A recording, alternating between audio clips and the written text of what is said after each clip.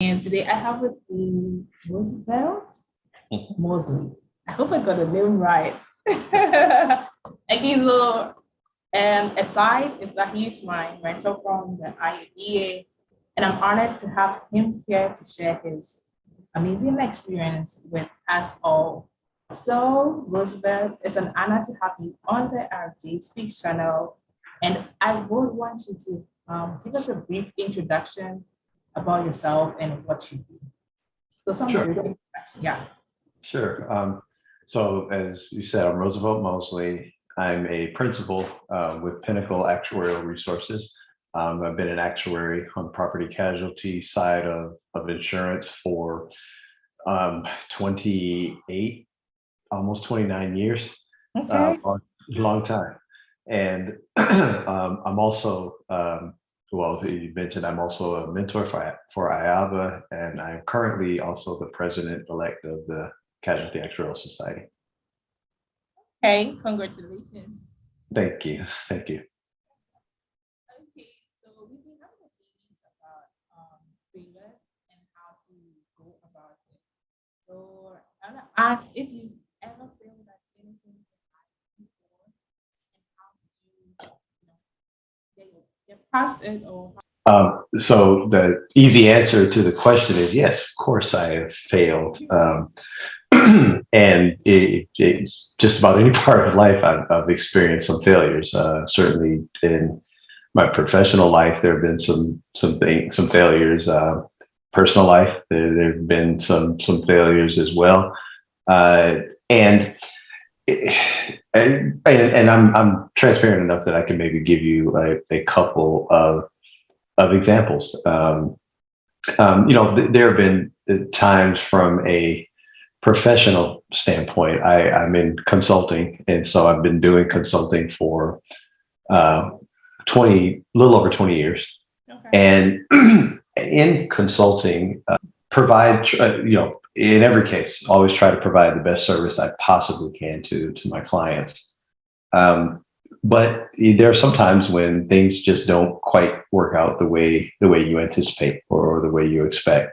There are sometimes when expectations maybe aren't as aligned as you think they are, and that the client may not have been happy with the final product. There have been times when uh, just for whatever reason, there was some satisfaction issues, or it just wasn't there. Now, thankfully, that hasn't happened much in my consulting career, but it has happened.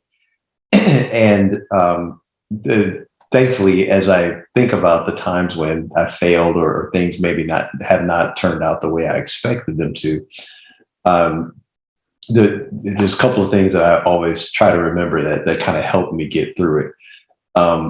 First, none of the failures, and I've had many, but like I said, both professionally and personally, but none of the failures that I've ever experienced um, have resulted in, you know, the end. So, in other words, when I fail, it's not like it's over and I can never ever come back from it. Um, Failure is hard, especially when you want to you want to succeed, you want to do your very best, you want to achieve the things you want to achieve. um, but when you do fail, it's important to make sure that you're learning from it, and to make sure that you take from any failures that you do experience lessons that not only help you avoid failures in the future, those same failures in the future, Right. but help you just deal with the possibility, and sometimes the inevitability of the fact that you're going to fail in the future. So that, absolutely, yes, I failed. I would think that if anyone tells you they haven't failed, they might not quite be telling you the truth. But as long as you continue to learn and you continue to grow from it, and don't make the same mistakes over and over and over again, then I think failure can be sometimes a positive thing. Mhm. I think that's a very good one, in that we should not use our failures, but use every opportunity to learn from every kind of failure that we go through or we experience. And that's a very important lesson everyone needs to inculcate in life. Yes. Failures do happen. Some are inevitable, or some are like life lessons for us. It's better to fail today with a minimum risk than to fail tomorrow with a very bigger risk or impact. So failing today, it's somehow like a blessing in disguise, Yeah. but in the end, you have to learn what you need to be learned so that you become Yes. a better person in future. So, from that point or from that perspective, you have a lot to learn from failures. And I believe in your career journey, there have been some series of failures on your side. So would you say that you've learned so much lessons such that you are not gonna ever fail again, or you are sure of future successes, or you feel like there's still more room for failures and more room for learning? Like, what's your perspective about that? Do you feel like failures are minimized as you grow, or there's still room for mistakes and errors? Yes, so there will always be room for continued growth. We are innately we're not perfect creatures. We're not perfect beings. We do experience failures really just because of our nature. And so the more life experience that I've had, the more failures and lessons that I've learned from those failures, the more I realize that going forward, there will be failures in the future. That's inevitable. Now, like I mentioned before, hopefully I'm not failing in the same way I failed in the past. Hopefully I'm learning from those things. But really, as you continue to grow, as you continue to seek new opportunities and new adventures, there are going to be things that you haven't experienced before that may lead to some failures. And so part of that is not just not learning to not experience the same failures, but also learning how to fail, if that makes sense. Realizing that when you do fail, it can be a growth opportunity, it can be a learning opportunity, and it can be turned into a positive.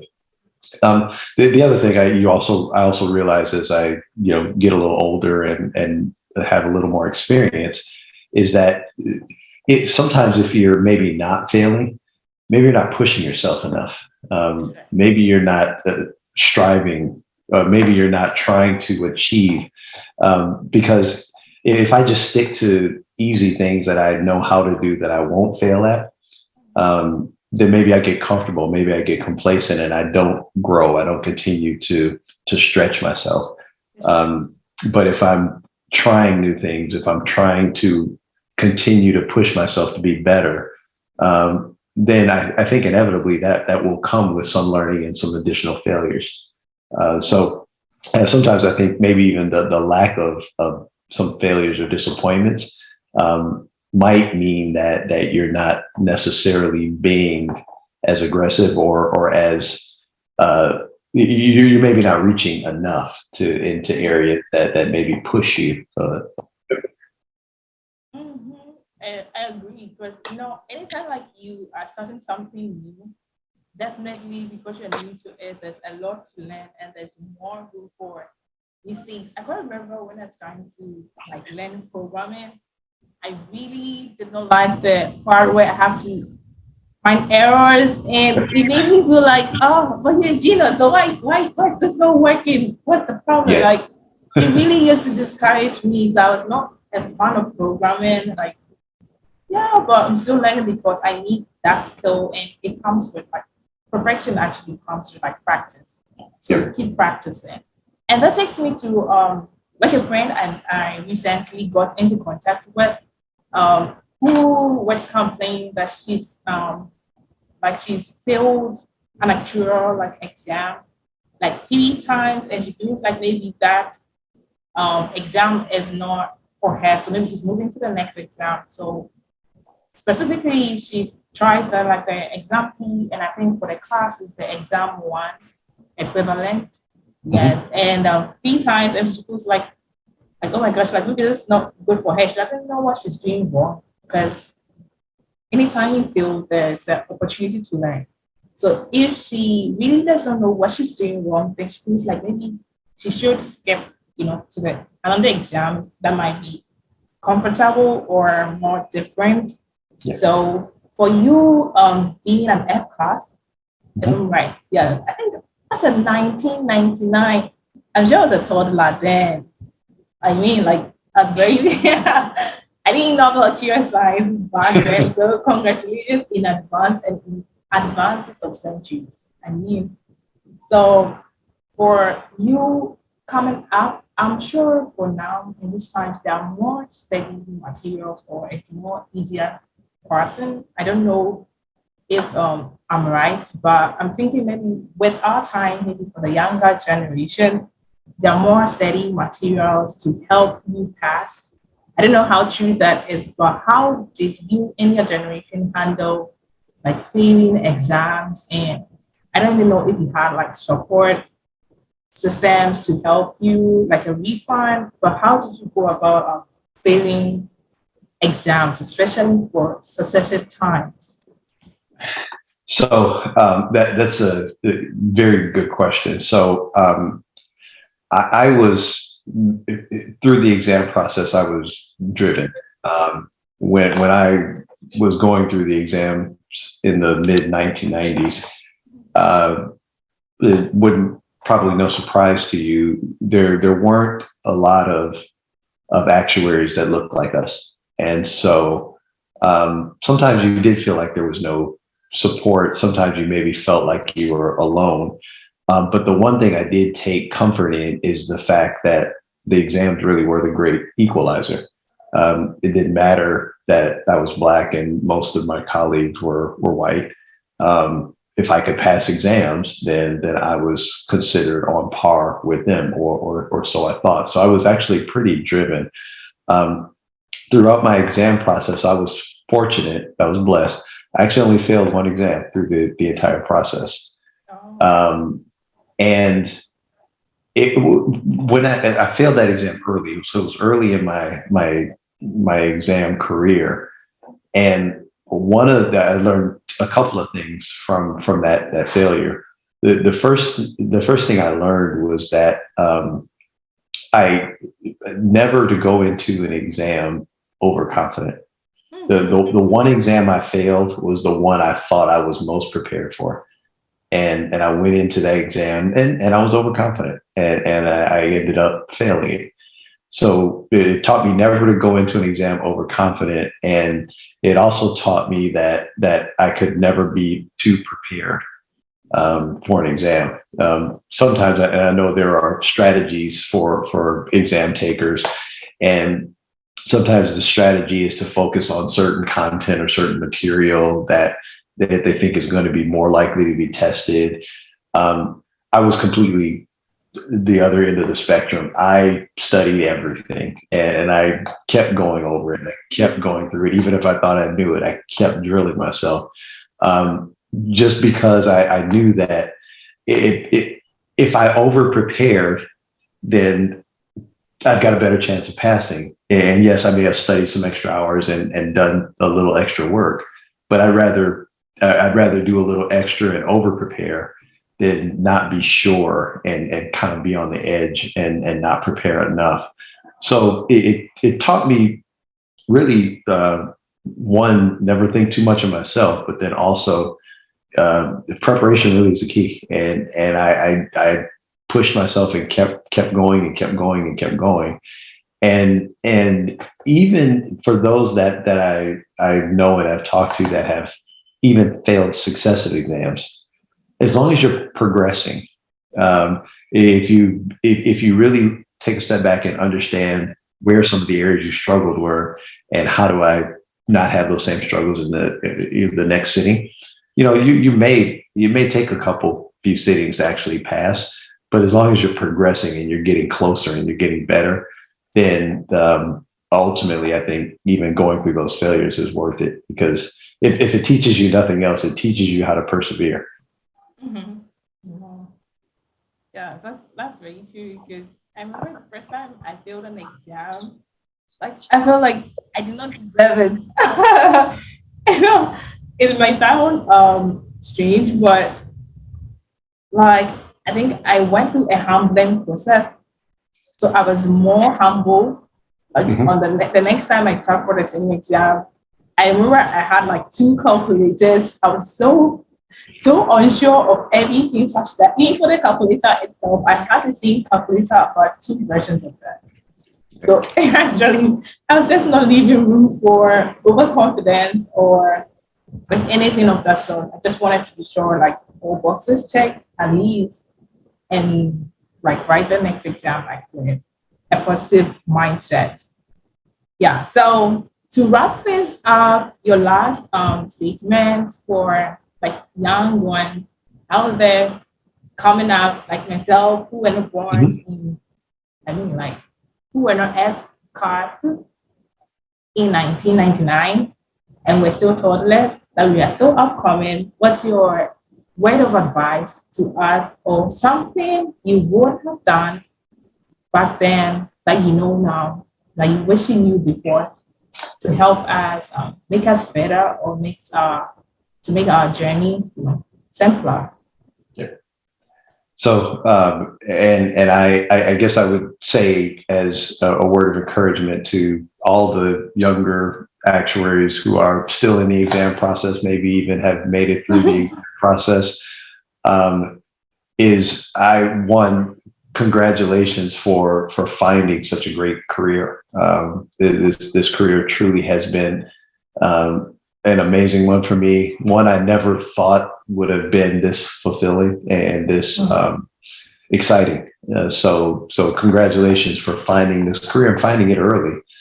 And so secondly, and you talked about it earlier, the exam process, the pathway to entry can be a tough one. But do whatever you have to do to persevere.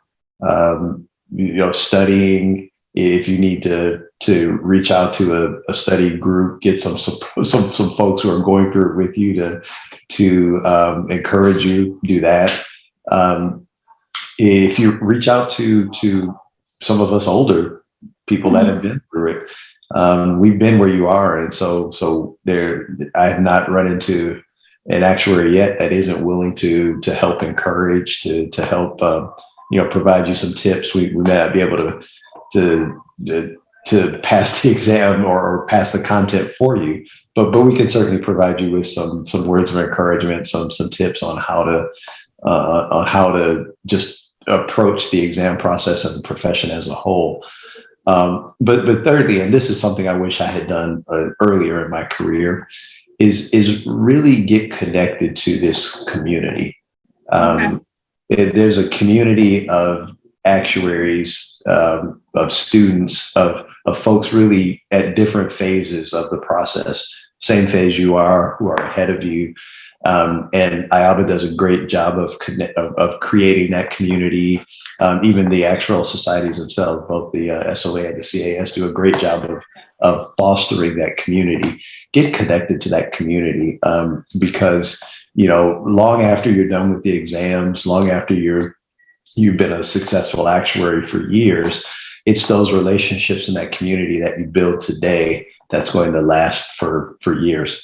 Some of my really good friends today are actuaries that I met early in my career that we've just stayed connected, continue to encourage each other, and I wish I had started to create that community earlier. So you're at a perfect time in your life. Create that community, and that community will grow with you as you grow through the profession.